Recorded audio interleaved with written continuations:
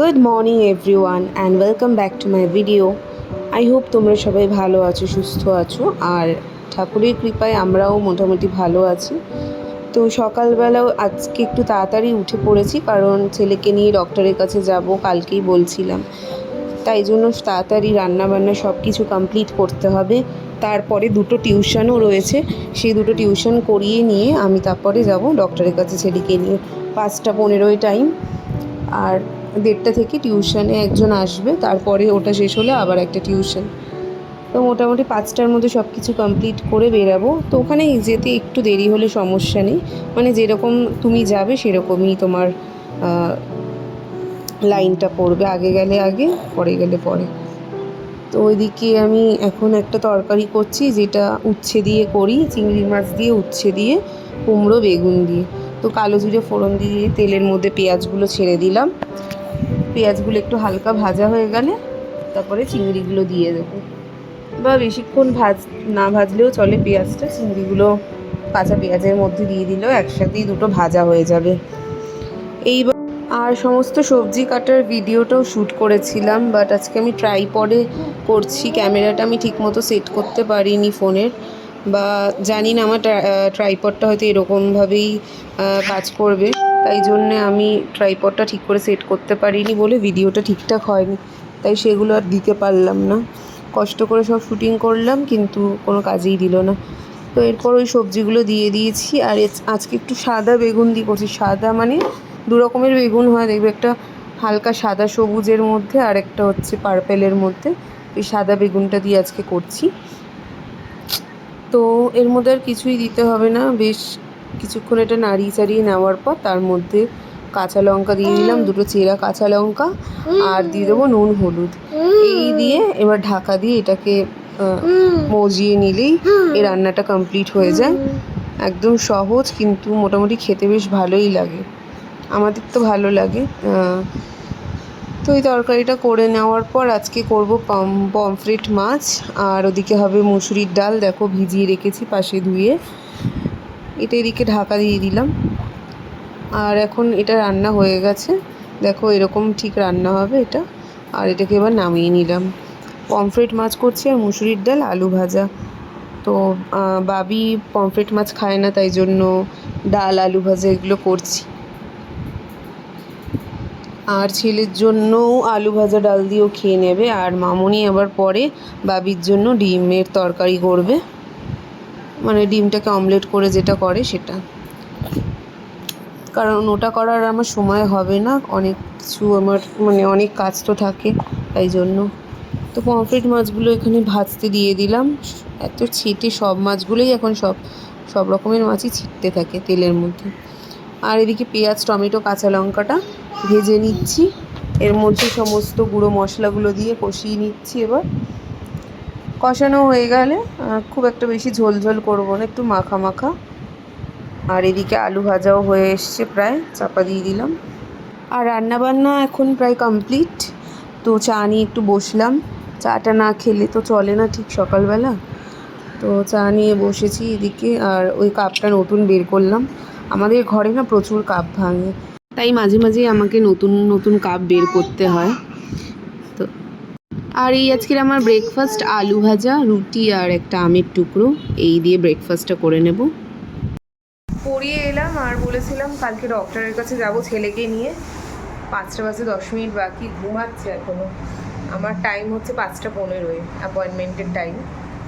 ঠিক ওকে তাড়াতাড়ি করে রেডি করাবো। আমি তো রেডি হয়েই গেছিলাম একবারে।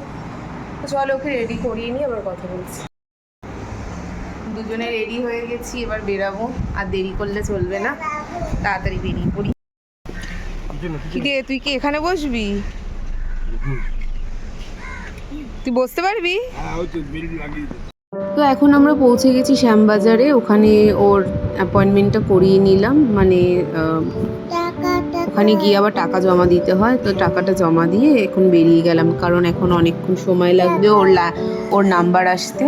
তো ওখানে এতক্ষণ বসে না থেকে শ্যামবাজারে তো বড় মার্কেট আছে, সেখানে কিছুক্ষণ আমরা ঘুরবো, তারপর ওর লাইন এলে চলে যাব। আর এখানে এলেই আমার বরের বেশি করে খিদে পেয়ে যায়, আর আমারও সেম। তো এটা হচ্ছে বাবুদাস ফেমাস মোমো, খুব ভালো খেতে মোমোটা।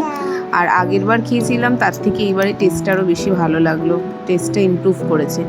তো এবার ভেটকি মোমো ট্রাই করলাম, ভেটকি মোমোটা কিন্তু বেশ ভালো খেতে ছিল। আর এটা হচ্ছে চিকেন চিজ মোমো। আর তারপরে তো আমার চা লাগবেই সন্ধ্যেবেলা, আমার হাজবেন্ডের অত চা খাওয়ার নিশানি কিন্তু আমার রয়েছে। আর এইটা হচ্ছে শ্যামবাজারের আরেকটা মার্কেট, মানে এখানে সব রকম জিনিসই অ্যাভেলেবেল তুমি পেয়ে যাবে, ঠাকুরের জিনিস থেকে শুরু করে তারপরে কাপ, বটল, স্টিলের বাসনপত্রের দোকান, সব কিছু, জামা কাপড়ের দোকান, সব কিছুই তুমি এখানে পেয়ে যাবে। তো এখান থেকে আমি দুটো আবার কাপ নিয়ে নিলাম এখানে গ্লাসের। আর কানের দুলের ভ্যারাইটিগুলো দেখে বেশ পছন্দ হচ্ছিল।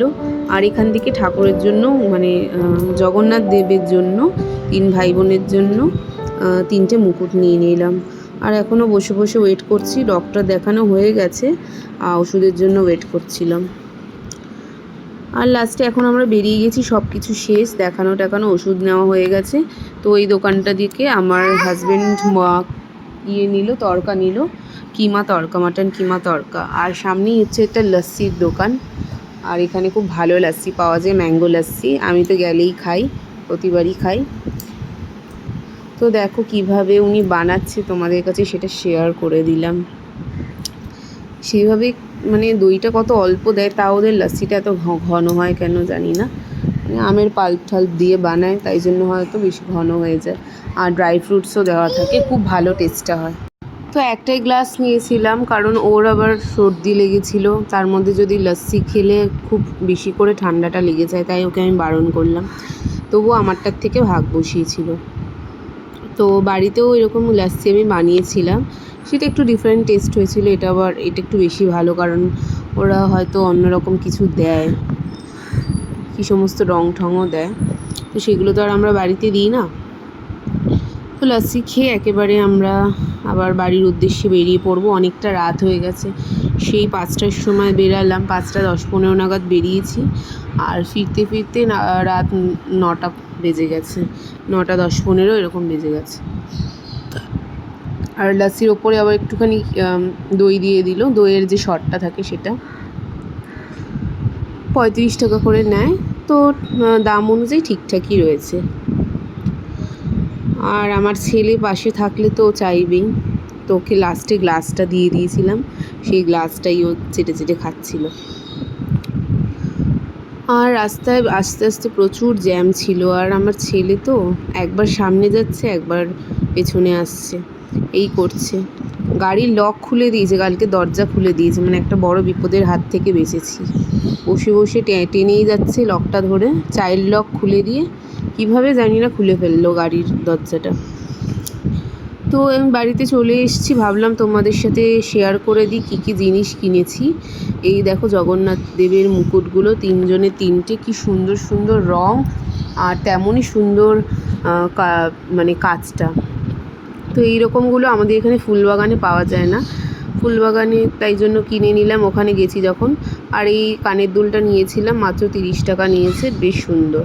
আর এরকম মোটা মোটা দুটো গ্লাস নিয়েছি, খুব শক্তপোক্ত, তবুও আমাদের বাড়িতে তো ভরসা নেই, যে কোনো সময় এটাও যেতে পারে।